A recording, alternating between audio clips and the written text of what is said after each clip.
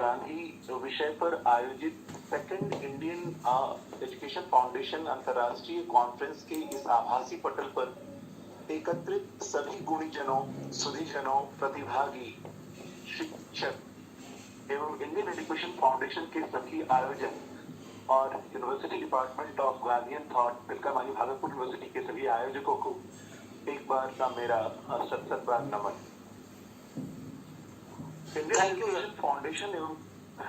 Education foundation के foundation एवं university department of Gandhian thought Tilka Manjhi Bhagalpur university के संयुक्त तत्वावधान में आयोजित इस कॉन्फ्रेंस के लिए मैं इंडियन एजुकेशन फाउंडेशन एवं university department of Gandhian thought के सभी सदस्यों के प्रति अपना आभार प्रकट करता हूं कि उन्होंने मुझे ऐसे गंभीर लेकिन अत्यंत प्रासंगिक विषय पर वक्ता के रूप में सम्मान दिया और अपने विचारों को साझा करने के लिए मौका भी दिया।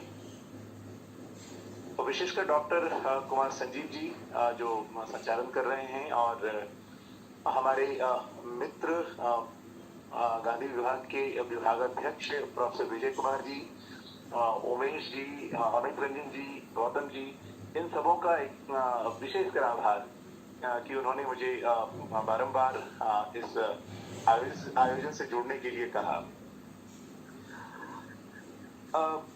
एक और बात कहना है मुझे कि गांधी विचार के सिद्धहस्त लोगों के बीच दर्शन शास्त्र के विद्यार्थी होने के नाते कुछ कहने में बड़ा ही संकोच भी हो रहा है और कुछ भय भी हो रहा है, क्योंकि मेरी समझ जितनी अच्छी है शायद और भी अच्छी होनी चाहिए, लेकिन फिर भी अगर हमसे कोई चूक गांधी विचार को समझने में या उनकी तार्किक इम्प्लीकेशंस को लेकर के कोई चूक हो तो मैं आप सभी से क्षमा प्रार्थी रहूंगा और उम्मीद करूंगा कि आप हमें करेक्ट कर देंगे। आज के इस व्याख्यान को मैंने 3 भागों में बांटकर अपने विचारों को रखने की चेष्टा करी होगा। वो चूंकि इसकी चर्चा लगातार कल से चल रही है, लेकिन फिर भी मैं एकदम संक्षेप में 21वीं सदी की सामान्य चुनौतियां और इसमें एक बात और जोड़ रहा हूं कि दार्शनिक दृष्टि से चुनौतियां। दूसरा भाग हमारा जो केंद्रित होगा वह इकोसोफी पर केंद्रित होगा और तीसरा भाग गांधी दृष्टि का पुनर्विष्कार। पुनर्विष्कार शब्द का प्रयोग मैंने जानबूझकर किया है क्योंकि जो कालखंड है उस कालखंड में गांधी पर्यावरणीय विकरालता की समस्या उनके सामने नहीं थी और इसलिए उनके फिलोसॉफिकल डायमेंशंस को एक्सपेंशन देने के लिए मैंने फिर से एक बार पुनर्विष्कार शब्द का प्रयोग किया। कई लोग पुनर्गठन कहते हैं, कई लोग पुनर्संरचना भी कहते हैं। हालांकि इस बात को लेकर के एक परेशानी होती है कि कोई तार्किक रूप से जब कोई विचारों का इम्प्लीकेशंस आप अप्लाई करने की कोशिश करते हैं तो उसमें एक सीमा भी होती है कि हर एक चीज का आप इम्प्लीकेशंस या डिडक्शन नहीं कर सकते। तत्काल इतना कि मैं पहले भाग में अगर बात करें, जिसकी चर्चा बहुत पहले से चल रही है, सच पूछिए 21वीं सदी के 21वें वर्ष पर, जबकि 79 वर्ष का लंबा कालखंड अभी बाकी है, ऐसे में समस्त चुनौतियों को चिन्हित कर पाना शायद बहुत मुश्किल है। लेकिन इतिहास के लंबे कालखंड के प्रवाह पर दृष्टि डालने पर बहुत सारी चुनौतियां शीशे की तरह साफ दिखती हैं। वैसे तो इस लंबे कालखंड की अनेकों व्यक्तिगत, सामाजिक, राजनीतिक, आर्थिक, शैक्षिक, धार्मिक और चिकित्सा संबंधी, सांस्कृतिक, राष्ट्रीय एवं अंतर्राष्ट्रीय चुनौतियां ढूंढी जा सकती हैं और बताई जा सकती हैं। लेकिन उनमें से जिन कुछ चुनौतियों का सामना हम आज कर रहे हैं और उनको अगर हम संक्षेप में कुछ बातों को रखना चाहें तो उन्हें इस रूप में रखा जा सकता है। पहला, आधुनिकता की कोख से उपजी विसंगतियां। दूसरा, सभ्यता का संघर्ष, क्लैश ऑफ सिविलाइजेशंस की चर्चा बहुत धड़ल्ले से हो रही है। और तीसरा, हमारे गुरुवर और पिता तुल्य प्रोफेसर रामजी सिंह सर ने कहा था, विश्व में पसरी हुई विषमता। चौथा, यूरो केंद्रित सभ्यता, जो एक बलीय सी सभ्यता, यूरो केंद्रित सभ्यता है जो कि पूरी सभ्यताओं को लील जाने के लिए आकुल है, वह भी एक हमारी समस्या है जिसमें हम अपनी पहचान भी खोते जा रहे हैं। पांचवा, संबंधों के बिखरने और टूटने की चुनौती। छठा पर्यावरणीय संकट जिस पर हम बोलने जा रहे हैं, और सातवां संकीर्ण आत्मबोध के व्यापक प्रचार प्रसार और उसका एक्सपेंशन। इन चुनौतियों को यदि किसी एक वाक्य में व्यक्त करना पड़े तो यह कहना उपयुक्त होगा कि 21वीं सदी की सबसे मौलिक एवं आधारभूत चुनौती हिंसा एवं असत्य के व्यापक विस्तार, तीव्रता एवं आक्रामकता की चुनौती है। वैज्ञानिक, समाजशास्त्री, राजनीतिक वैज्ञानिक, मनोवैज्ञानिक, शिक्षा शास्त्री, कानूनविद आदि के लिए 21वीं सदी की चुनौतियां अलग अलग विशिष्ट दृष्टिबोध के अनुसार आकार ले सकती हैं। जैसे समाज शास्त्री के लिए चुनौतियां सामाजिक कुरीतियां, सामाजिक विषमता, सामाजिक संस्थाएं आदि की से संबंधित हो सकती हैं। लेकिन दार्शनिकों की सर्वकालिक चुनौतियां तो आधारभूत एवं मौलिक चुनौतियां ही हैं। वे हैं सद्गुणों की स्थापना की चुनौतियां, मूल्यों की स्थापना की चुनौतियां, असत्य, हिंसा, अस्तेय, परिग्रह व इंद्रियों के संयमन की चुनौतियां। सच पूछे दार्शनिक चुनौतियां एथिको रिलीजियस चैलेंजेस होते हैं, और गांधी के लिए भी चुनौतियां एथिको रिलीजियस ही चुनौतियां थी आधारभूत रूप से। लेकिन कल और आज की इस चुनौतियों में फर्क है। आज 21वीं शताब्दी में इन चुनौतियों की तीव्रता, विस्तार और आक्रामकता, और उस आक्रामकता के टूल्स जितने भयानक और जितने भयावह हैं, वो एक गंभीर चुनौती को हमारे सामने उपस्थित करता है। और इन सिद्धांत इनके लिए जो सिद्धांत का निरूपण या निर्धारण, इन आक्रामकता के लिए जिन सिद्धांतों को हम या विचारों को हम रखते हैं, वो विचार भी कम भयानक और कम भयावह स्थिति पैदा करने वाले नहीं है। जैसे ये जो सिद्धांत है, जिन सिद्धांतों का अनुसरण कर उनकी आक्रामकता बढ़ाई जा रही है, वह पहले ऐसे नहीं थी, बल्कि वह सरल थी। अब इसी चुनौती को हम दूसरे रूप में भी देखते हैं। अगर इस बात को हम कहने की कोशिश करें कि आज जिस तरह से अश्लीलता को प्रदर्शित करने के लिए ऐप बनाने की आजादी और उसका जो फ्रीडम लेने की कोशिश किया जाता है, या फिर बच्चे के मोबाइल के ऑनलाइन क्लास के समय में ऑटोमेटिकली कोई मैसेज आता है प्रचार और प्रसार का, ऐप का, और उस ऑनलाइन क्लास करते हुए बच्चों को पबजी जैसे गेम और एवं अन्य अश्लील वीडियो के संपर्क में ला देता है। ऐसा पहले कभी नहीं था। तो एक टेक्नोलॉजिकल जो एक चुनौती है, जो इरप्शन है हमारे बीच, वह भी एक गंभीर चुनौती है। दार्शनिक प्रायः समझता है कि दुनिया की प्रायः सभी चुनौतियां इन्हीं आधारभूत चुनौतियों का आश्रय लेकर अपने स्थूल रूप का प्रदर्शन कर पाते। उपरोक्त आधारभूत चुनौतियों के ऊपर ऐसे कई विचारों एवं सिद्धांतों की स्थापना की जाती है जो चुनौतियों को घी में आग डालने का काम करते हैं। और वैसे कुछ विचार या वैसे कुछ सिद्धांत जिसे हम लोग संक्षेप में रखना चाहें तो वे विचार या सिद्धांत हैं पूंजीवाद, भोगवाद, स्वार्थवाद, सुखवाद, उपभोक्तावाद, साम्राज्यवाद, तकनीक आशावाद, टेक्नोलॉजिकल ऑप्टिमिज्म, और निरंकुशतावाद या अनियंत्रित स्वतंत्रतावाद। ये सारे के सारे सिद्धांत बहुत व्यापक हैं, इनके बारे में बहुत लंबी चर्चा हो सकती है, लेकिन तत्काल इसको मैं स्किप करके आगे बढ़ता हूं। गांधी आधुनिक पश्चिमी तकनीकी सभ्यता या पर्यावरणीय संकट के नैदानिक दृष्टि में उपरोक्त सिद्धांतों के आधार पर आचरण को कोष्ठीकृत कर देते हैं, एक तरह से ब्रैकेटिंग करते हैं। ब्रैकेटिंग करने का, मैं ब्रैकेटिंग शब्द का प्रयोग एक्चुअली फिलॉसफी फेनोमेनोलॉजिकल मेथड जो हुसर्ल ने दिया था, उनके शब्दों को मैं यहाँ पे प्रयोग कर रहा हूँ। वो कहते हैं कि जब चेतना में विषय को पूरी यथार्थ रूप में जानना चाहते हैं आप, तो वो सारी चीजों को ब्रैकेट करना पड़ेगा जो चेतना में विषय को प्रकाशित करने से रोकता है या उसे गलत दिशा में ले जाता है।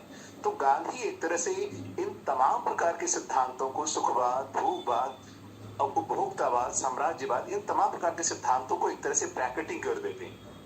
और ये सारे के सारे सिद्धांत एक तरह से ह्यूमन एनवायरनमेंट और इकोलॉजिकल नेचुरल एनवायरनमेंट के लिए बहुत जरूरी हैं, और उनसे इनडायरेक्टली और डायरेक्टली जुड़े हुए हैं।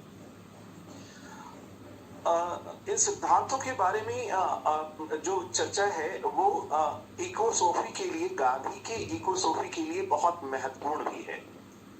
अब मैं दूसरे भाग पर आता हूं, जिसे मैंने कहा था कि मैं दूसरा भाग इकोसोफी पर केंद्रित किया है। तो फ्रांसीसी दार्शनिक एवं मनोविश्लेषक फेलिक्स ग्वाट्री को इकोसोफी पद को क्वाइन करने का श्रेय दिया जाता है। और नॉर्वे के दार्शनिक एवं डीप इकोलॉजी मूवमेंट के बहुत बड़े प्रमोटर या सपोर्टर जो नॉर्वे के बहुत इंपॉर्टेंट फिलोसफर हैं, अर्ने नेस ने डीप इकोलॉजी टर्म को कॉइन किया और इकोसोफी जैसे फिलोसफी को बहुत आगे बढ़ाने की चेष्टा की। इन दिनों इकोसोफी, इकोसेंट्रिसिज्म और डीप इकोलॉजी पर्यावरणीय दर्शन के रूप में, विचारों के रूप में हमारे बीच बहुत प्रचलित हुआ है। जहां तक इकोसोफी का प्रश्न है, तो इकोसोफी रिलेटिवली एक नवीन दर्शन है। रिलेटिवली इट इज ए सब ब्रांच ऑफ फिलॉसफी जिसमें हम पर्यावरण के संबंध में विचार करते हैं और फिलोसफिकली उसे शेप करते नजर आते हैं। और यह दर्शन बेसिकली पारिस्थितिकी संतुलन एवं सद्भाव का दर्शन है। यह दर्शन मानव को सर्वोच्च स्थान, मूल्य धारण करने वाले सुप्रीम एंटिटी नहीं स्वीकार करता है, और इसलिए ecosophy is a philosophy of ecological harmony और equilibrium that human beings can comprehend by expanding their narrow concept of self to embrace the entire planetary system. This word is very important, I think. जब यहाँ पे कहा जा रहा है कि narrow concept of self, हम अपने संकीर्ण आत्म का विस्तार जब पूरी समग्रता की चेतना के साथ जोड़ते हैं, तो यहाँ पर इकोसोफी इस बात को एक तरह से स्वीकार करता है। इस तरह से इकोसोफी नैरो कॉन्सेप्ट ऑफ सेल्फ को विस्तीर्ण करने के विचार को समायोजित करता है। पर्यावरण में जीव एवं अजीव के बीच विद्यमान संबंध की समीक्षा एवं बोध को समृद्ध करने की बात को महत्व भी देता है। यह आपस के संबंध को तरजीह देता है, यानी मानव और प्रकृति और पूरे ब्रह्मांड के संबंध को बहुत ही गहनता से फोकस करता है। और इसके साथ साथ यह एक ऐसा दर्शन है जो हमारी आंतरिकता शब्द का प्रयोग मैं कर रहा हूं, लेकिन इसे खास करके फिलॉसफी के स्कूल एग्जिस्टेंशियलिज्म में प्रयोग किया जाता है, जिसमें कि शास्त्र की फिलॉसफी, किरकेगार्ड की फिलॉसफी और मार्शल और यास्पर्स की जैसे फिलॉसफी में हम लोगों ने सब्जेक्टिविटी को देखा है। लेकिन वहां पर जो सब्जेक्टिविटी का कॉन्सेप्ट है वो पूरी तरह से मानव केंद्रित है और केवल ह्यूमन वर्ल्ड के एग्जिस्टेंस से संबंधित है। लेकिन यहाँ पर इकोसोफी का संबंध हम अपनी सब्जेक्टिविटी के लिए जब करते हैं, तो यह पूरे कॉस्मोस और ह्यूमन बीइंग के रिलेशंस के बारे में बात करता नजर आता है। तो यहाँ पर सब्जेक्टिविटी का दूसरा डायमेंशन है और इसी रूप में इसकी चर्चा भी होती है। इसे इस रूप में कहा जाता है कि ecosophy is an approach to living better, to cultivating our subjectivity by recognising them as a independently embedded within social and material environment। Guattari जैसे दार्शनिक ने 3 प्रकार के इन्वायरमेंट की चर्चा की और ये स्वीकार किया कि इन तीनों को अलग कर पाना बहुत मुश्किल है। वे तीनों जो इकोलॉजी है वो है इन्वायरमेंटल इकोलॉजी, सोशल इकोलॉजी और मेंटल इकोलॉजी। वो मेंटल इकोलॉजी को भी एक तरह से सोशल इकोलॉजी और नेचर के बीच में एक कड़ी के रूप में देखते नजर आते हैं।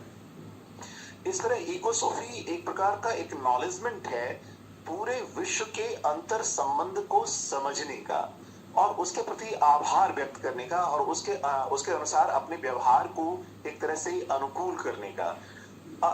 इन्वायरमेंटल फिलॉसफी और इन्वायरमेंटल एथिक्स पीटर सिंगर के समय में 1970 में, खास करके 20वीं सदी के उत्तरार्ध में 1970 के दशक में इन्वायरमेंटल एथिक्स के रूप में पीटर सिंगर ने बहुत महत्वपूर्ण कंट्रीब्यूशन दिया। और उसके बाद इन्वायरमेंटल फिलॉसफी, जिसको हम इकोसोफी के रूप में बात कर रहे हैं, उसकी चर्चा आनी शुरू हुई। तो ये दोनों एक तरह से जुड़े हुए हैं। हमें केवल विचार नहीं करना है। इकोसोफी मानव को विचार करने के लिए, पर्यावरणीय दर्शन केवल शेप करने के लिए नहीं, एक भौतिक विलास के लिए नहीं, बल्कि आचरण को शेप करने के लिए भी ये शामिल होता है। अब इकोसोफी के कॉन्टेक्स्ट में अगर हम गांधी के विचार के बारे में बात करें, तो गांधी भारतीय इकोसोफी के नींव के विशिष्ट एवं मजबूत ईंट हैं। उनके विचार एवं आचार एक व्यापक इकोसोफी के विशेषताओं से लैस है और एक अनोखा भी है। ये जो वेस्टर्न अर्नेनेस के विचार हैं बहुत कुछ मिलते जुलते हैं। अर्नेनेस एक ऐसे दार्शनिक हैं जो गांधी के प्रति अपना ऋण भी स्वीकार करते हैं कि उनके नॉन वायलेंस से मैंने इकोसॉफी को एक तरह से इमर्ज किया या डेवलप करने की कोशिश की है। उनके विचारों में, गांधी के विचारों में पर्यावरणीय संकट का एक पूर्वाभास है। गांधी को 20वीं सदी एवं 21वीं सदी के सबसे अधिक प्रभावशाली पर्यावरणीय पथ प्रदर्शक कहना उपयुक्त होगा।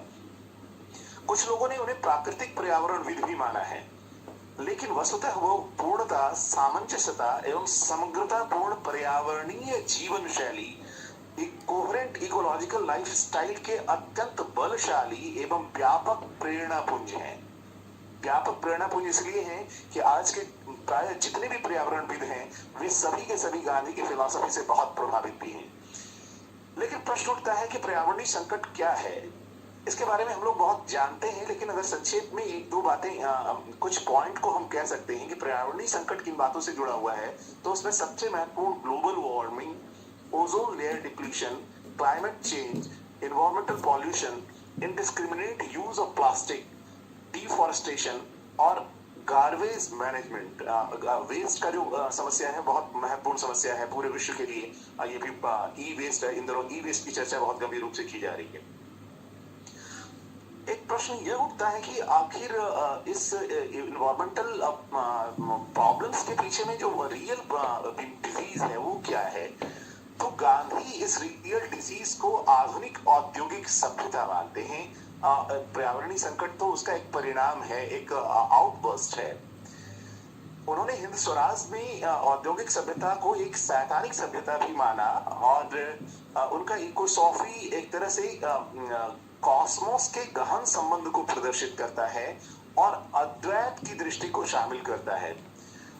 इकोसॉफी एक ऐसा ब्रांच है जो कि ऑन्टोलॉजिकल बेसिस, डीप इकोलॉजी में आरएनएस भी एक तरह से ऑन्टोलॉजिकल बेसिस की बात करते हैं, तो गांधी भी एक तरह से इन्वायरमेंटल फिलॉसफी के पीछे में एक अद्वैत का एक ऑन्टोलॉजिकल बेसिस खड़ा करते हैं। और सांची सभ्यता और सर्वोदय की उद्देश्य की ओर उनका इकोसॉफी उन्मुख है। इन और मीन्स के नॉन डुअल संबंध पर अवलंबित है। गांधी के पर्यावरणीय दृष्टि का यदि पुनर्विष्कार या खोज करने की चेष्टा करें तो वो कैपिटलिस्ट, हेडोनिस्ट, कंज्यूमरिस्ट, यूटिलिटेरियनिस्ट, ईगोइस्ट दृष्टि को नकारते हैं, उन्हें गोष्ठीकृत करते हैं और सांची सभ्यता की स्थापना अनैतिक भी मानते हैं। 20वीं सदी के उत्तरार्ध में जिस इकोसॉफी नामक दर्शन का विचार आया, इसको लेकर दो तरह के विचारों की चर्चा की जाती है। उसकी चर्चा यहाँ करना जरूरी है। वे हैं एंथ्रोपोसेंट्रिसिज्म, मानव केंद्रितवाद, जिसको शैलो इकोलॉजी के रूप में मेंशन किया है। दूसरा इकोसेंट्रिसिज्म या कॉस्मोसेंट्रिसिज्म या डीप इकोलॉजी, जिसे ने डीप इकोलॉजी कहा है। अब इन दोनों को समझना चाहिए। मानव केंद्रित विचार मानव को उसकी आत्मचेतना एवं बुद्धि के कारण उत्कृष्ट स्थान नहीं देता है और अन्य सारी दृष्टि को एक तरह से उपेक्षित करता है। मानव केंद्रित विचार जो है वो मानव को उसकी चेतना और बुद्धि के कारण उस उत्कृष्ट स्थान देता है और अन्य सारे डायमेंशंस को एक तरह से इग्नोर करता है और मानव को भोक्ता, कर्ता, ज्ञाता, चेतन, विषयी मानता है, जबकि प्रकृति को भोग्य, ज्ञेय, अचेतन, विषय, अकर्ता आदि मानता है और एक तरह से अगर मानता है। जिस तरह से हम लोग जेंडर इक्वालिटी के संबंध में कहते हैं कि हम पुरुष स्त्रियों को एक तरह से अदर मानता है और उसे इंस्ट्रूमेंट की तरह या ऑब्जेक्ट की तरह यूज करता है, प्रकृति को मानव भी उसी तरह से भोग करता है, उपयोग करता है। और इसलिए जो एंथ्रोपोसेंट्रिसिज्म है वह मानव को कर्ता, भोक्ता और ज्ञाता के रूप में देखता है और प्रकृति को ऑब्जेक्ट के रूप में देखता है और इंस्ट्रूमेंट के रूप में देखता है। लेकिन इकोसेंट्रिसिज्म वह सिद्धांत है जो डीप इकोलॉजी है, उसमें प्रकृति एवं पर्यावरण का मूल्य मानव सापेक्ष न मानकर मानव उपयोग निरपेक्ष मानता है। वह मानव एवं मानवेतर के मूल्य मीमांसा में विभाजन नहीं करता है और तात्विक रूप से एक कॉम्प्रिहेंसिव रिलेशंस को स्वीकार करता है। उसमें मानव और प्रकृति दोनों में से किसी एक को सुप्रीम नहीं मानता है। इसलिए ये कहा भी गया कि ecocentrism is a term used in environmental philosophy to denote nature centered as opposed to human centered। Anthropocentrism के अगेंस्ट में बोलते हैं और कहते हैं वो नेचर सेंटर्ड और human centred system of value की बात करता है। The justification of ecocentrism is usually based on an ontological belief denies that there are any existential division between human and non-human existence। ये लाइन बहुत important है, any existential division between human and non-human existence। कोई भी इस तरह का separatist approach नहीं दिखा। इंस्ट्रूमेंटल वैल्यू ऑफ सिस्टम एवं सेपरेटिस्ट एंड कंज्यूमरिस्टिक एपिस्टेमोलॉजी के को परित्याग करने की बात स्वीकार करते नजर आते हैं। अगर इथिकली देखा जाए तो दो प्रकार की वैल्यूज की बात की जाती है, एक को इंस्ट्रूमेंटल वैल्यू कहते हैं, दूसरे को इंट्रिंसिक वैल्यू कहते हैं। जो लोग इथिक्स के स्टूडेंट होंगे इस बात को अच्छी तरह से समझते हैं। एंथ्रोपोसेंट्रिसिज्म जो है वो प्रकृति को इंस्ट्रूमेंटल मानता है और उसका मीनिंग मैन के द्वारा एक तरह से गवर्न होता है, मैन उसे डिसाइड करता है उसके मीनिंग को या उसके वैल्यू को, इसीलिए यहाँ पर उसका इंस्ट्रूमेंटल वैल्यू माना जाता है। लेकिन जो इंट्रिंसिक वैल्यू के सपोर्टर हैं उसमें वे लोग कहते हैं कि मानव का अस्तित्व प्रकृति पर निर्भर करता है और मानव हो या ना हो प्रकृति की अपनी वैल्यू है। मानव नहीं भी होगा तो पानी का मूल्य अन्य जीवों के लिए बरकरार रहेगा, इसलिए प्रकृति में इंट्रिंसिक वैल्यू है, इंट्रिंसिक वैल्यू देखना चाहिए ना कि इंस्ट्रूमेंटल वैल्यू देखना चाहिए। और इसी रूप में मानव का अस्तित्व प्रकृति के ऊपर भोजन, ऑक्सीजन, पानी, वस्त्र और आवास एवं समस्त प्रकार की सुविधाओं के लिए निर्भर करता है। और इन सारी चीजों को एक तरह से एंथ्रोपोसेंट्रिसिज्म इनकार करता है या एक तरह से दरकिनार कर देता है और इन सारे पक्षों को छोड़ते हुए केवल चेतन और बुद्धि को ही महत्व देते हुए मानव को सुप्रीम रियलिटी मान लेता है, जो कि एक गलत धारणा है। और अभी इकोसॉफी में इस तरह के कॉन्सेप्ट को एक तरह से इनकार किया जा रहा है और मानवीय चेतना को एक कॉम्प्रिहेंसिव चेतना के रूप में देखा जाता है। मानव सेंट्रिक कॉन्शसनेस और नॉलेज एपिस्टेमोलॉजी की बात नहीं की जा रही है। जब कोई व्यक्ति अपनी तत्कालीन समस्याओं पर अपने विचारों को निरूपित करता है तो वह आने वाली समस्त समस्याओं के समाधान का एक वैचारिक तंत्र स्थापित करेगा, ऐसा कोई जरूरी नहीं है। लेकिन कुछ विचार ऐसे होते हैं जो एक वैचारिक तंत्र का निर्माण करते हैं और आने वाली समस्याओं के संबंध में दृष्टि एवं पथ प्रदर्शन करते हैं। महान अस्तित्ववादी दार्शनिक शास्त्र एवं गांधी कालखंड के उस अवधि में आते हैं जहां उन्हें पर्यावरणीय संकट की विकरालता का सामना नहीं करना पड़ता है, लेकिन दोनों की पर्यावरणीय दृष्टि में भेद नजर आता है। शास्त्र की फिलॉसफी से हम कोई नए विचार, पर्यावरण के संबंध में कोई नया विचार और कोई बहुत महत्वपूर्ण दृष्टि निगमित नहीं कर पाते, डिड्यूस नहीं कर पाते हैं, क्योंकि उनकी फिलॉसफी एक तरह से इस मामले में ब्लॉक्ड फिलॉसफी दिखाई पड़ती है। वह केवल मानव की स्वतंत्रता और मानव के महत्व पर ज्यादा फोकस्ड हो जाता है और इन्वायरमेंट को एक तरह से वो शामिल नहीं कर पाते हैं। लेकिन गांधी की फिलॉसफी ह्यूमनिज्म को मानते हुए भी इन्वायरमेंट की फिलॉसफी को कॉम्प्रिहेंसिवली अटैच्ड करता है और इस फिलॉसफी को बहुत विस्तार देता है। तो गांधी की फिलॉसफी भले ही ह्यूमनिस्टिक फिलॉसफी रही, लेकिन उनकी फिलॉसफी आज इकोसॉफी को भी एक्सपेंशन के रूप में एक तरह से खोजा जा रहा है और बहुत महत्वपूर्ण रूप से उनके विचार उस पर लागू भी हो रहे हैं। अब जहां तक गांधी का प्रश्न है तो जिस तरह से शास्त्र के विचार में दो तरह की एंटिटी की बात की जाती है, एन स्वाय और पौर स्वाय करके। एन स्वाय मानव है जो चेतन सत्ता है और पौर स्वाय अचेतन है जिसमें प्रकृति और अन्य जीव जंतु आते हैं। जीव जंतु को भी वो एक तरह से इंस्ट्रूमेंट के रूप में, मानव के इंस्ट्रूमेंट और मानव के उपभोग के रूप में इस्तेमाल कर लेते हैं और मानव अपनी स्वतंत्रता के आधार पर अपनी तमाम प्रकार की संभावनाओं को एक तरह से साकार करता है इन तमाम प्रकार के पौर स्वाय, एन स्वाय के द्वारा, जो बीइंग इन इटसेल्फ है।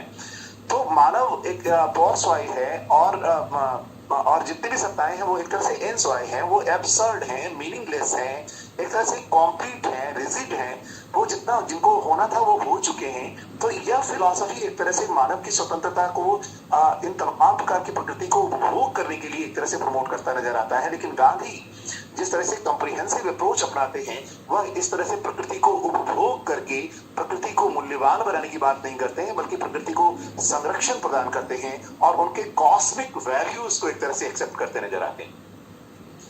और इसीलिए मैं कह रहा हूं कि अगर गांधी को वेस्टर्न कॉन्सेप्ट के इकोसेंट्रिसिज्म या डीप इकोलॉजी या इकोसॉफी के रूप में अगर डिफाइन करने की कोशिश की जाए, तो मैं मानता हूं कि गांधी की फिलॉसफी के लिए एक नए टर्म को डेवलप करने की जरूरत होगी।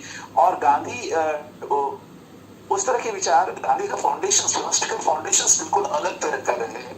और इसीलिए गांधी की फिलॉसफी को आज इकोसॉफी के रूप में अगर कोई बात रखनी हो, तो उनके फिलॉसफी को नॉन वायलेंस सेंट्रिक इकोसेंट्रिसिज्म के रूप में देखना चाहिए, या नीड बेस्ड इकोसेंट्रिसिज्म के रूप में देखना चाहिए, न कि इकोसेंट्रिसिज्म के रूप में, सरल रूप में देखना चाहिए जिस तरह से वेस्टर्न कॉन्सेप्ट देख रहा है। अब मैं इस व्याख्यान के तीसरे भाग पर अपनी बात रखना चाहूंगा।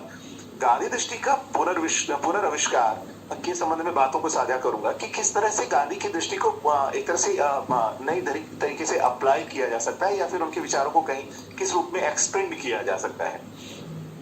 गांधी की पर्यावरणीय दर्शन या पारिस्थितिकी दर्शन अथवा इकोसॉफी की अपनी एक अलग विशिष्टताएं हैं, जिसमें ह्यूमन इन्वॉल्वमेंट एवं नेचुरल इन्वॉल्वमेंट के संबंध की व्यापक दृष्टि झलकती है। इस दृष्टि को आज विस्तृत करके भी देखने की जरूरत है, और उनके फिलॉसफी की एक नई सर्जना या नया गठन या नई खोज भी आवश्यक है।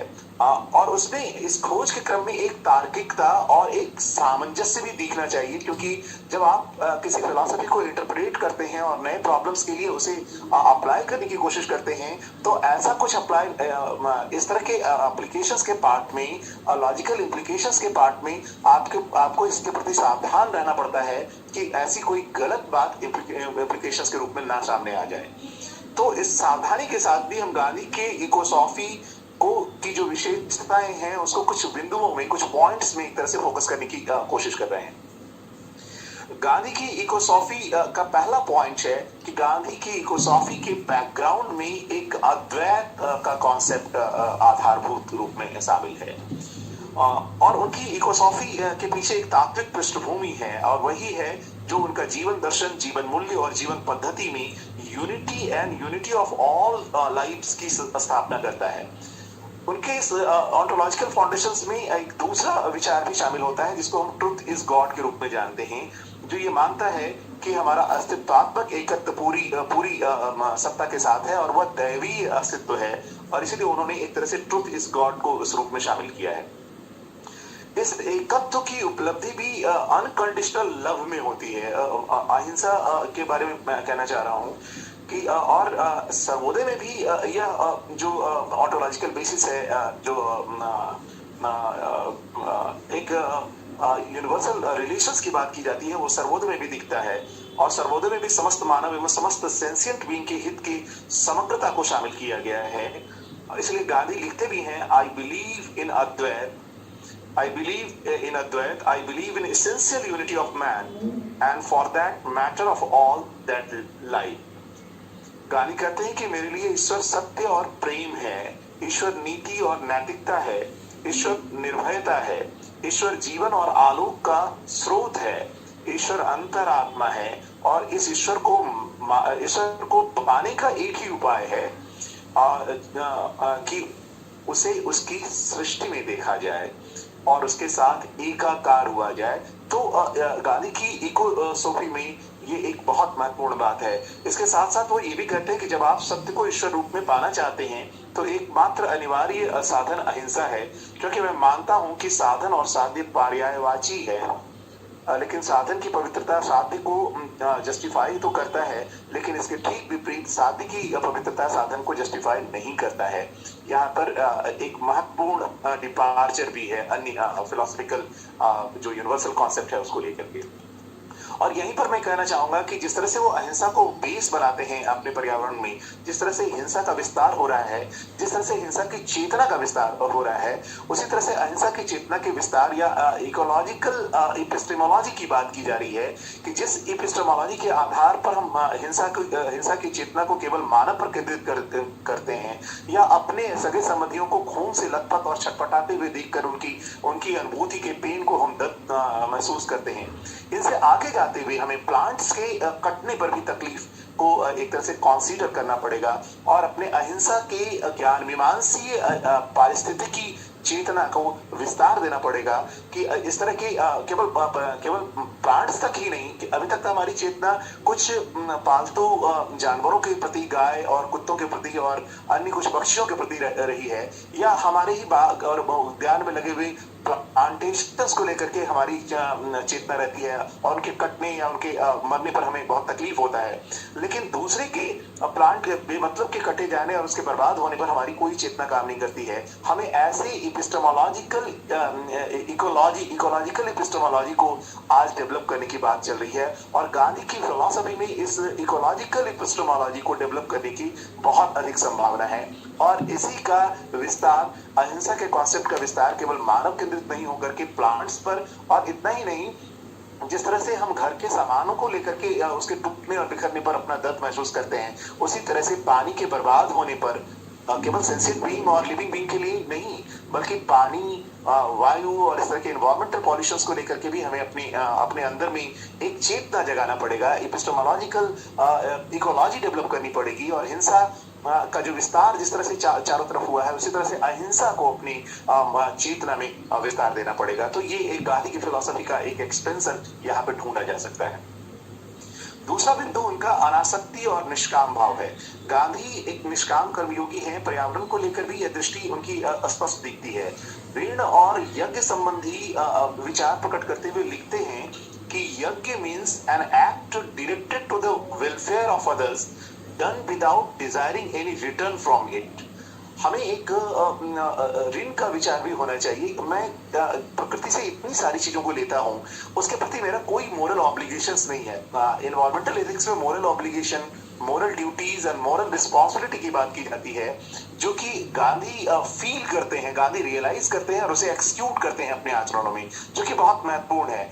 तो गांधी इस यज्ञ और ऋण के कॉन्सेप्ट को एक तरह से स्वीकार करते हुए नजर आते हैं, जो भारतीय परंपराओं में निहित है कि ऋण केवल मानव के उपकारों का या मानव के किए गए पिता और माँ का ऋण नहीं होता है, बल्कि प्रकृति के भी ऋणों का, प्रकृति के दिए हुए चीजों का हमें ऋण महसूस करना चाहिए, उनके प्रति आभारी होना चाहिए, उन्हें एक्नॉलेज करना चाहिए और उसके प्रति अपनी मोरल ऑब्लिगेशंस, मोरल रिस्पॉन्सिबिलिटी और मोरल ड्यूटीज भी निभानी चाहिए।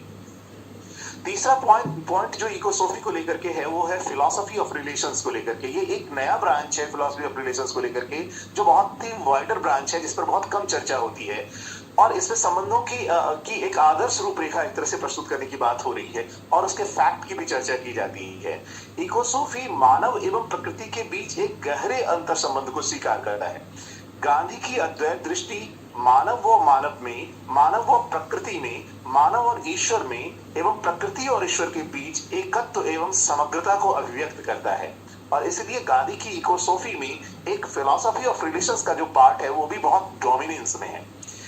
गैब्रियल मार्शल जो कि एग्जिस्टेंशियलिस्टिक फिलोसोफर हैं, वो 3 प्रकार के संबंधों को स्वीकार करते हैं। वहां पर मैं चर्चा कर रहा हूं इसलिए कि संबंधों को समझने के लिए बहुत महत्वपूर्ण है, बहुत अच्छे तरीके से मार्शल लिखते हैं।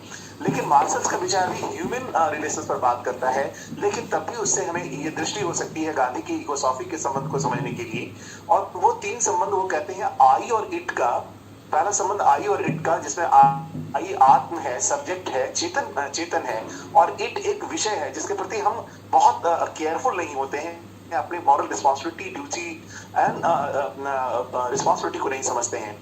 जैसे मान लीजिए कि कोई व्यक्ति दो व्यक्ति, अनजान व्यक्ति एक दूसरे के बगल से पास कर रहा है, हमें एक दूसरे के प्रति कोई फीलिंग्स, कोई केयर, कोई रिस्पॉन्सिबिलिटी का भाव नहीं आता है। इस तरह के जो संबंध होते हैं उसे मार्शल एक तरह से आई और इट के रूप में देखते हैं।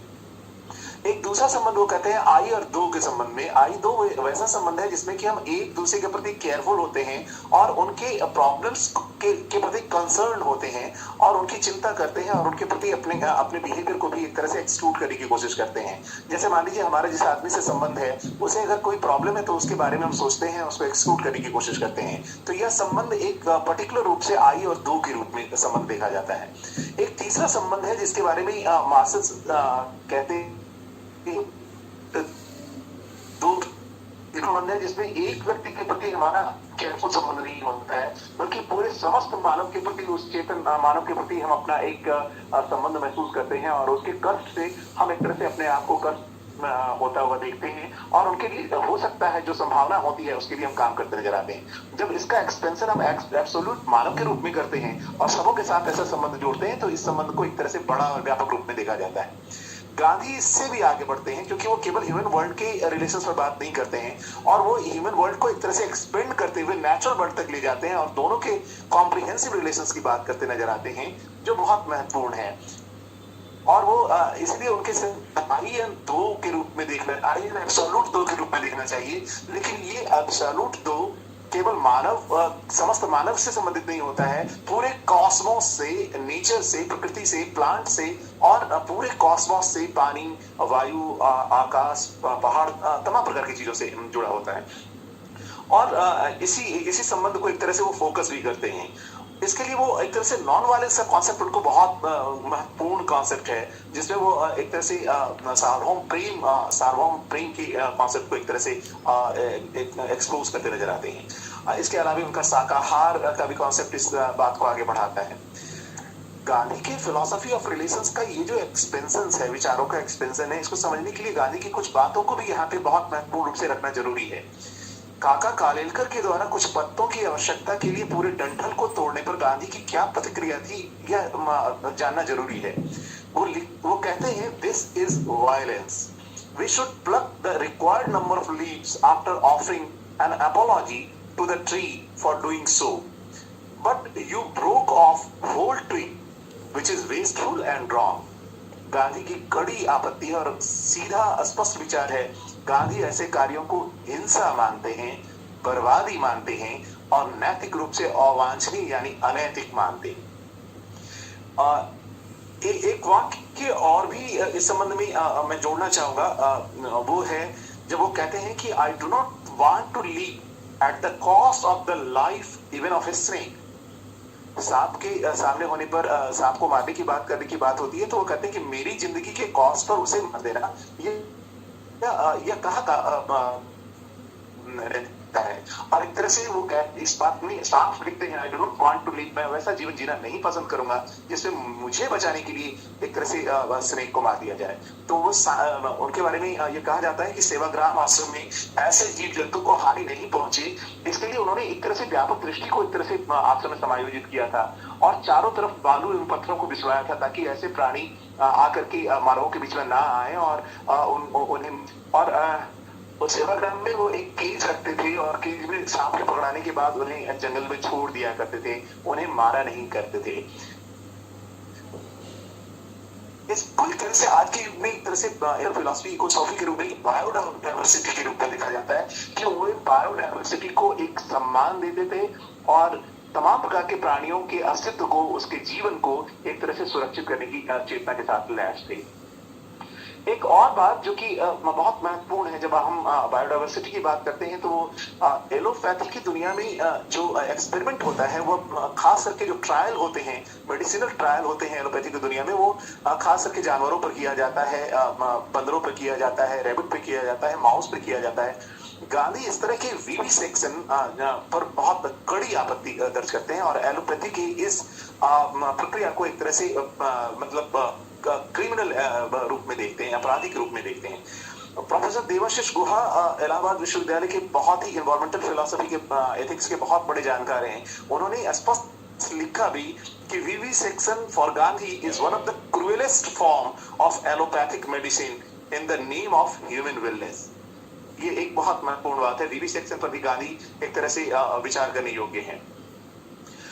एक और बात जो कि वर्धा में एक बार मैं मेजर प्रोजेक्ट गांधी के सभ्यता दर्शन पर कर रहा था, यूजीसी के द्वारा वो प्रोजेक्ट एक तरह से स्पॉन्सर्ड थी। मैं एक बार सेवाग्राम गया था और वहाँ पे भरत महोदय जो वहाँ पे बहुत दिनों से बहुत काम कर रहे हैं, उनके द्वारा एक वार्तालाप में उनसे बात हुई थी तो उन्होंने कहा था कि गांधी की दिनचर्या पर्यावरण संरक्षण का बहुत महत्वपूर्ण उदाहरण है।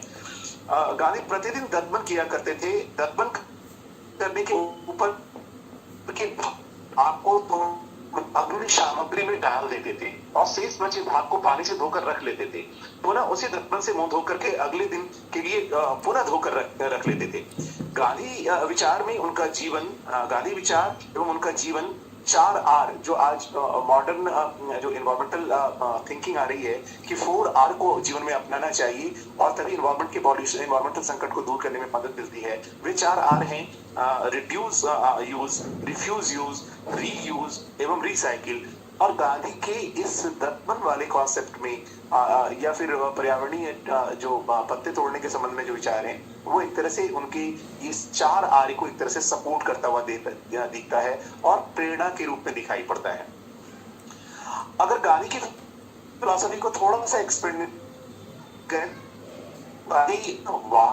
वांट्स को भोगने की जो इच्छा होती है उसके ऊपर ये आर लगाना चाहते हैं, उनके ऊपर ये आर ज्यादा लगाते हैं और वहीं से सारे आर की जरूरत होती है। वो इसलिए वो कहते हैं कि हमें रिड्यूस वांट्स करना चाहिए और रिफ्यूज वांट्स करना चाहिए और ऐसे वांट्स को रिसाइकिल करना चाहिए जो इन्वायरमेंट को बेहतर बनाता हो और मानव जीवन को एक साझी सभ्यता को स्थापित करने में मदद करता हो। और हमें वैसे ही चीजों को रीयूज भी करना चाहिए, अन्य सारी चीजों को रिफ्यूज करना चाहिए। वैसे वांछा वैसी इच्छा जो हमारी परेशानी का कारण है, इन्वायरमेंट के संकट को बढ़ाता है, उन्हें हमें रिड्यूस करना चाहिए। इकोसॉफी का जो चौथा पॉइंट है वो है आवश्यकता आधारित जीवन शैली एवं भोग का सीमांकन। गांधी भोग को एक तरह से भोग को कोष्ठीकृत करते हैं या उसे गलत मानते हैं और आवश्यकता आधारित जीवन को स्वीकार करने की बात करते हैं। गांधी इकोसॉफी की सबसे बड़ी विशेषता यही है कि वे अपरिमित बर्बादी, नेचर का माने ह्यूज डिस्ट्रक्शन और एक्सेस मिसयूज को नियंत्रित करने के प्रति अति सजग एवं कठोर भी हैं।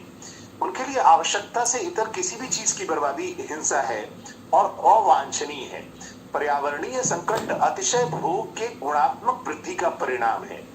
रामचंद्र गुहा लिखते हैं कि what is the distinguishing characteristics of modern civilisations. तो गांधी की दृष्टि को फोकस करते हुए लिखते हैं कि the distinguishing characteristics of modern civilisation is an indefinite multiplication of wants. तो वांट्स को एक तरह से गांधी के इकोसॉफी में बहुत महत्वपूर्ण स्थान दिया जाता है और वांट्स को अपरिमित उपभोग जो किया जा रहा है और अपरिमित बर्बादी जो किया जाता है वांट्स को पूरा करने के लिए और उसमें एक तरह से बर्बाद भी किया जाता है, उस पर गांधी को कड़ा ऐतराज है। इसलिए गांधी की इकोसॉफी को मैंने शुरू में ही कहा कि नीड सेंट्रिक इकोसेंट्रिसिज्म के रूप में देखा जाना चाहिए और नॉन वायलेंस सेंट्रिक इकोसेंट्रिसिज्म के रूप में देखना चाहिए। और गांधी के लिए civilisation is the real sense of the term consist not in the multiplication but in the deliberate and voluntary reduction of wants. मैंने पहले कहा वॉलंटरी रिडक्शन ऑफ वांट्स बहुत जरूरी है और उनके विचार का जो ट्रस्टीशिप है वह भी इस तरह की दृष्टि को एक तरह से सामने लाता है और उसमें नियमित उपभोग, सीमित आवश्यकता और आगे की भोग की सीमित करना आवश्यक हो जाता है। आवश्यकता का मतलब उनके लिए बेसिक नीड्स है। गांधी विचार के विभाग अभी जुड़े हुए हैं इस वर्चुअल प्लेटफॉर्म पर। डॉक्टर विजय कुमार जी ने अपनी बातचीत में एक बार कहा था कि गांधी बेसिक नीड्स के साथ साथ आवश्यक सुविधा फैसिलिटीज को शामिल करते हैं, लग्जरी को शामिल किसी भी रूप में नहीं करते हैं। रोटी, कपड़ा, मकान, पानी, हवा आदि बेसिक नीड्स हैं और यदि हम किसान हैं तो हमें हल कुदाल आदि जैसी बेसिक फैसिलिटीज भी बेसिक नीड के रूप में जरूरत होती है। और अगर हम पढ़ने वाले हैं और शिक्षक हैं तो हमें कलम और कागज और किताबों की जरूरत होती है, यह भी हमारी बेसिक नीड्स की बेसिक फैसिलिटीज के रूप में शामिल है। तो हमें इस बात को बेसिक नीड्स के रूप में देखना पड़ेगा और ये कॉन्सेप्ट एक तरह से इकोलॉजिकल जस्टिस का कॉन्सेप्ट को फोकस करने में बहुत काम आएगा, क्योंकि जब वो कहते हैं कि किस प्रकार का हमारी मोरल रिस्पॉन्सिबिलिटी होनी चाहिए नेचर के प्रति, किस प्रकार की ड्यूटी होनी चाहिए, किस प्रकार का ऑब्लिगेशन होना चाहिए, तो वो एक तरह से पिरामिडाकार डिस्ट्रीब्यूशंस को नहीं स्वीकार करते हैं, ट्रस्टीशिप को स्वीकार करते हैं और एक तरह से संपत्ति का जो यूज अनइक्वल डिस्ट्रीब्यूशन है, भोगने का जो अनइक्वल डिस्ट्रीब्यूशन है, वह कहते हैं कि आवश्यकता बेस्ड एक तरह से इकोलॉजिकल जस्टिस हो सकता है। हमें जितनी आवश्यकता है उतना का उपभोग करें और आवश्यकता के अनुरूप, अपनी योग्यता के अनुरूप, अपनी क्षमता के अनुरूप इस सोसाइटी को कंट्रीब्यूट करें। तो यह एक distributive concept of logical justice की गांधी के इन विचारों से एक तरह से निकाला जा सकता है। तो गांधी एक तरह से नीड सेंट्रिक इकोसेंट्रिज्म के विचार को प्रतिपादित करते दिखते हैं। इसे और भी एक्सटेंशन दिया जा सकता है कि गांधी का बाजारवाद, जो कि एक तरह से आध्यात्मिक अर्थशास्त्र के रूप में भी नंद किशोर आचार्य उसे एक प्रस्तावना के रूप में देखते हैं कि वह बाजार को भी एक तरह से फोकस करते हुए नजर आते हैं। वो कहते हैं कि यह बाजार ऐसा होना चाहिए जो आवश्यकता आधारित बाजार हो, आवश्यकता आधारित उत्पादन हो एवं आवश्यकता आधारित उसका उपभोग भी हो। पूरा विश्व एक के आधार पर एक मुफ्त का जो कॉन्सेप्ट है पूरे मॉल में आज दिखाई पड़ रहा है कि आपको आवश्यकता नहीं है तब भी आपको इस तरह से पूरा बाजार अपनी गिरफ्त में ले लिया है। पूंजीवाद का इस वांट्स को एक तरह से एक्सपेंड करता है, वो आपकी वांछा को बढ़ाता है। आपकी आवश्यकता नहीं है तभी आप 4 कपड़े खरीद कर आते हैं, आपकी आवश्यकता नहीं है तभी आप कई चीजों को ले करते हैं। और ऐसे में उसका जो प्रोडक्शन का जो कॉस्ट होता है वो पूरे इन्वायरमेंट को कहीं ना कहीं डैमेज करता है, पूरा इंडस्ट्री इन्वायरमेंट को डैमेज करता है। अगर आप अपनी वांट्स को लिमिट नहीं करेंगे तो पूरा बाजार आपके वांट्स को एक आभासी वांट्स में बदल देता है। गांधी ऐसे बाजार पर भी एक तरह से अपना ऐतराज खड़ा करते हैं और इस कारण से गांधी का जो इकोसेंट्रिसिज्म है उसमें एक नई बात, एक नई विशेषता है। उनका इकोसेंट्रिसिज्म या इकोसोफी एक तरह से एस्थेटिक मोड में है, लग्जरी मोड में नहीं है। एस्थेटिक मोड कहने का मतलब इसमें एक तरह से आत्म संयम और एक आत्म साधना की बात कहीं ना कहीं एक तरह से शामिल है, जो कि बहुत महत्वपूर्ण है। और इस बात को दरकिनार नहीं किया जा सकता है कि जब तक आप आत्म संयमित नहीं होते हैं, अपनी चेतना को इस वांछा के विस्तार के अगेंस्ट में आप लागू नहीं करते हैं, तब तक आप इन्वायरमेंटल पॉल्यूशंस को दूर कर पाने में बहुत मुश्किल खड़ा करते हैं। और इसीलिए गांधी ने दुनिया को सबसे महत्वपूर्ण महावाक्य, एक तरह से वेद वाक्य महामंत्र दिया और वो महामंत्र इकोसॉफी के लिए सबसे महत्वपूर्ण है। वो वाक्य पूरी दुनिया को पता है और आप सबको भी पता है। वो कहते हैं the earth has enough for every man's need but not enough for every man's greed. इस तरह से ईश उपनिषद में कहा गया कि पूर्णमदः पूर्णमिदं पूर्णमुदच्यते पूर्णस्य पूर्णमादाय पूर्णमेवावशिष्यते। प्रकृति अपने आप में परिपूर्ण है, उसे कुछ भी निकालोगे तो वह अपनी पूर्णता हासिल कर लेगा, लेकिन यह एक आवश्यकता पर आधारित कॉन्सेप्ट है। अगर आप अपने लोभ को बढ़ाते हैं, अपनी वांछा को बढ़ाते हैं, तो ये सारा चीज प्रकृति का डिस्ट्रक्ट हो जाता है। और यही हुआ है। It is due to man's greed कि इसकी पूरी पूर्णता का ये जो कॉन्सेप्ट है पूरी तरह से डैमेज हो गया है। इसलिए मानव के व्यवहारों को परिवर्तित करना, मानव के मूल्यों को, मानव के जीवन दर्शनों और मानव की पद्धतियों को, जीवन पद्धतियों को बदलने की बातें हो रही है।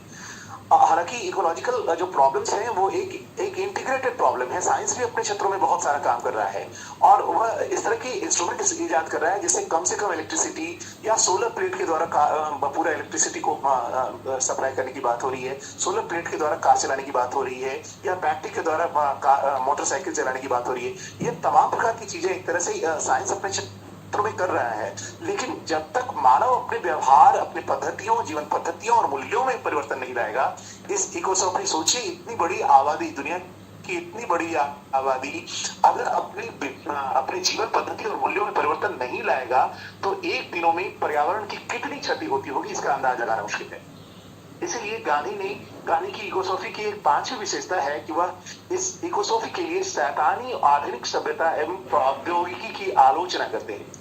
और ये एक बहुत महत्वपूर्ण पार्ट है और इसके बारे में एक तरह से पूर्व के वक्ता ने भी बहुत सारी बातें कही हैं। वो रूट कॉज के रूप में आधुनिक सभ्यता को मानते हैं। यहाँ पर एक और भी बात है कि गांधी टेक्नो ऑप्टिमिस्ट नहीं माने जाते हैं। गांधी को बहुत आसानी से बहुत लोग उसे टेक्नो उदारवादी भी कह देते हैं, लेकिन गांधी बहुत स्ट्रिक्ट सेंस में उदारवादी हो सकते हैं, लेकिन बहुत स्ट्रिक्ट सेंस में उदारवादी नहीं भी हो सकते हैं, क्योंकि गांधी जिस तरह से बात करते हैं उसमें वो कहते हैं कि वह इंस्ट्रूमेंट या वह मशीन या वह मैकेनिज्म जो कि मानव के अस्तित्व को पदच्युत कर देता है या विस्थापित कर देता है, मानव के अस्तित्व को एक तरह से खतरे में डाल देता है, उस तरह की मशीन की आवश्यकता नहीं है। मानव को वैसे मशीन की जरूरत नहीं है जो उसके स्वास्थ्य को एक तरह से खतरे में खड़ा कर देता है, खतरे में खड़ा कर देता है और मानव को बेरोजगार बना देता है।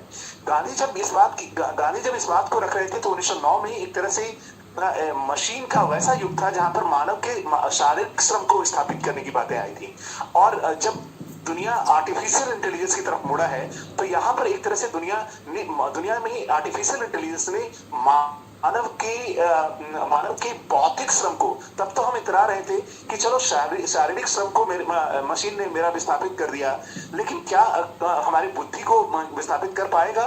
लेकिन आर्टिफिशियल इंटेलिजेंस की दुनिया ने मानव के बुद्धि श्रम पर भी अटैक किया, और मानव अब बुद्धि के स्तर पर उतना सटीक, एक्यूरेट और हाईली प्रोफेशनली काम करने में अच्छा महसूस कर रहा है, और यह एक बहुत बड़ी चिंता की बात है। और गांधी ऐसे में एक तरह से बहुत प्रासंगिक है।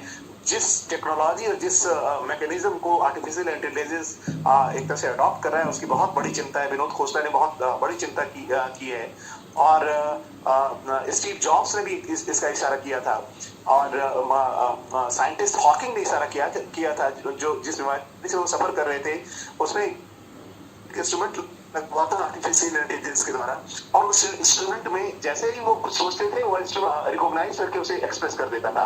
वो कहते थे कि अगर आर्टिफिशियल इंटेलिजेंस इसी तरह से सारे इमोशंस और सारी बातों को रिकॉग्नाइज कर लेगा, तो मानव की कोई जरूरत नहीं रह जाएगी, मानव की बुद्धि भी खत्म हो जाएगी।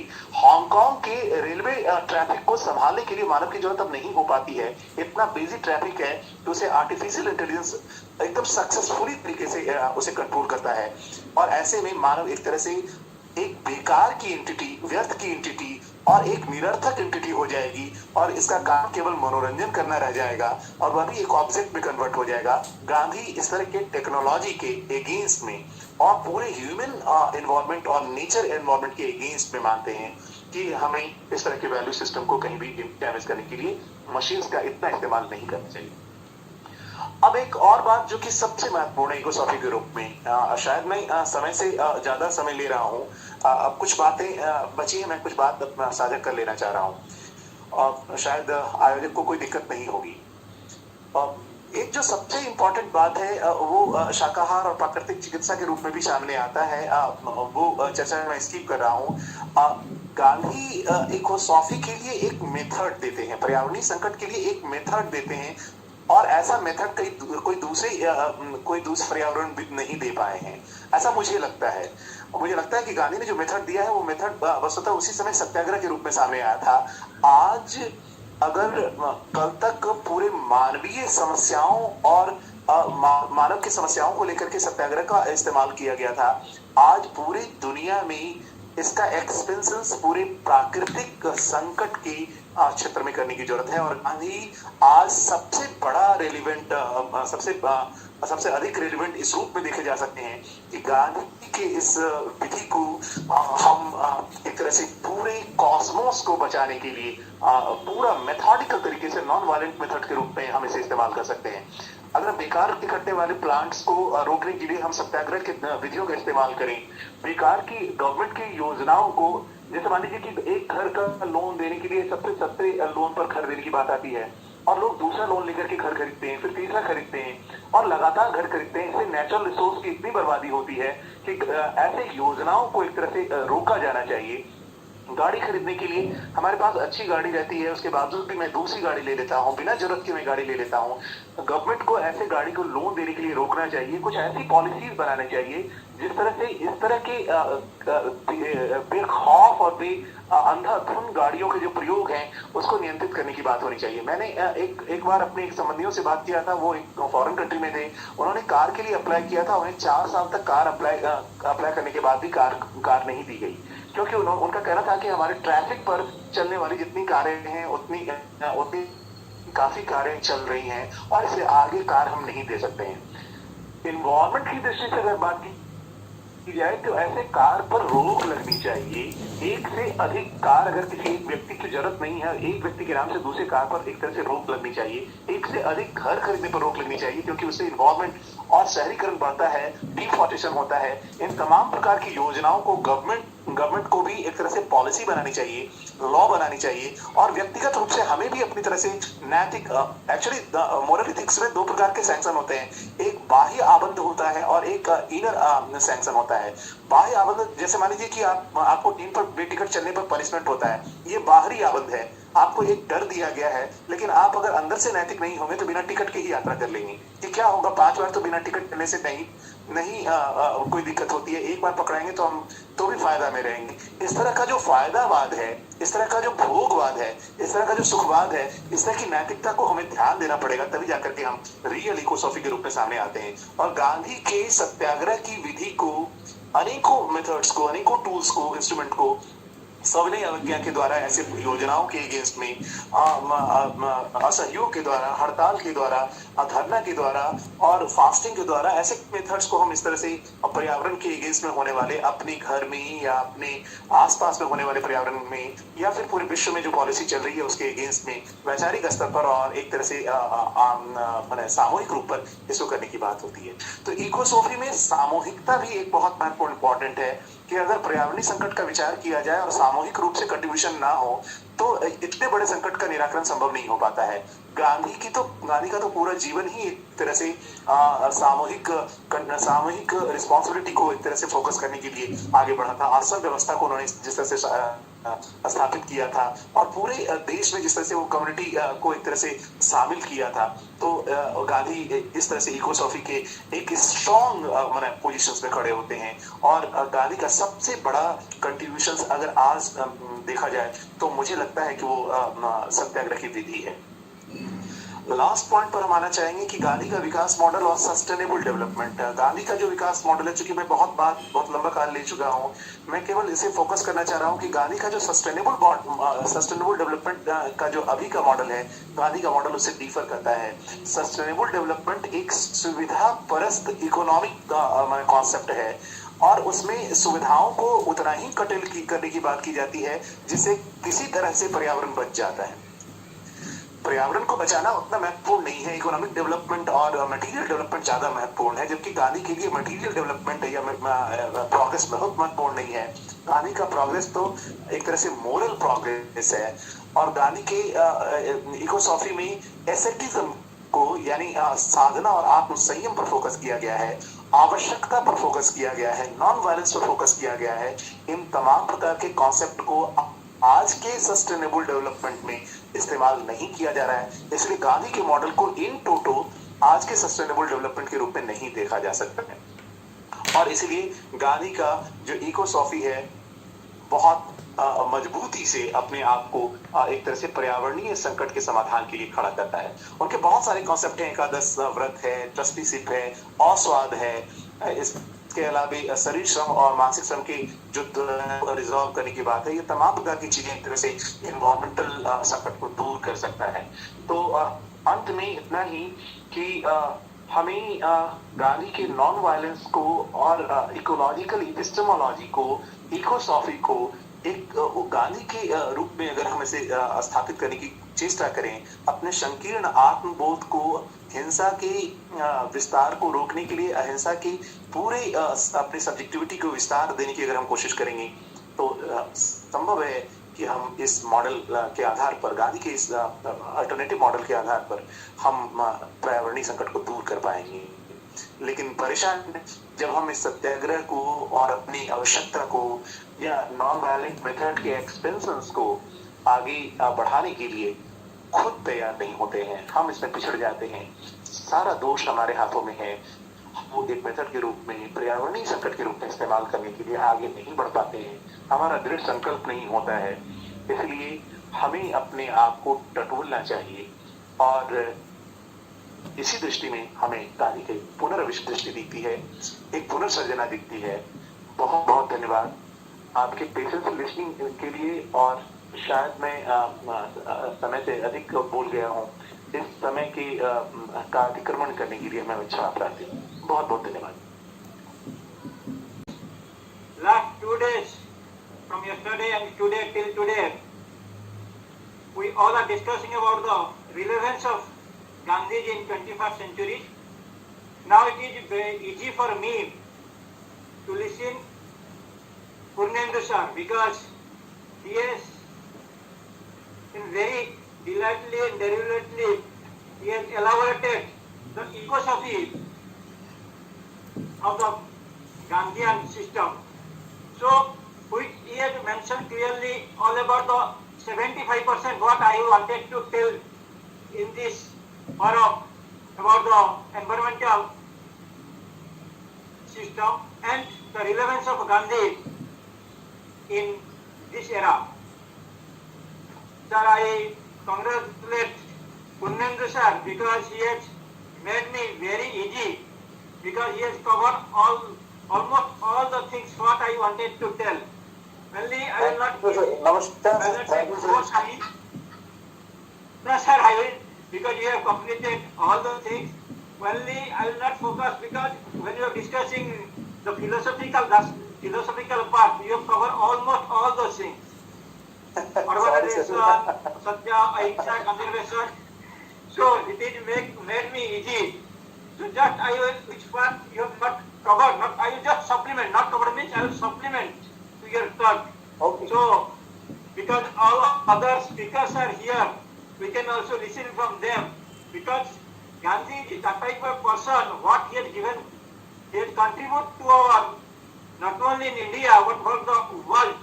If anybody that listen from day to day, year after another, it will not complete it, we cannot also implement it.